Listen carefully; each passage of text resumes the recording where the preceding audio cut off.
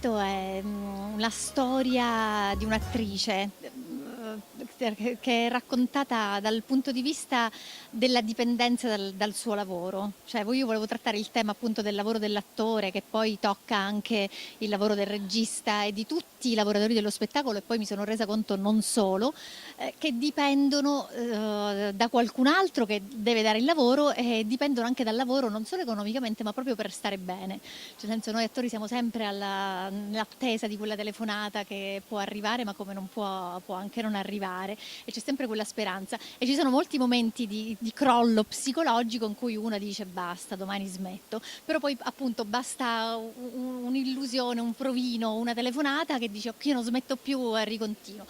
Quindi da qui cioè, è nata l'idea di fare questo cortometraggio. Poi logicamente il tema è trattato in maniera ironica, anche se sicuramente c'è di base una sofferenza sincera. Adesso sono qui al Sardinia Film Festival, ho colto l'invito subito perché per me è la prima volta in Sardegna. Io sono siciliana e poi pensavo anche che i sardi, devo essere sincera, fossero un pochino più chiusi, invece sono già da mezz'ora qua e veramente sono amica di tutti, di tutti voi dell'organizzazione, mi sembra di conoscervi da 2 mesi.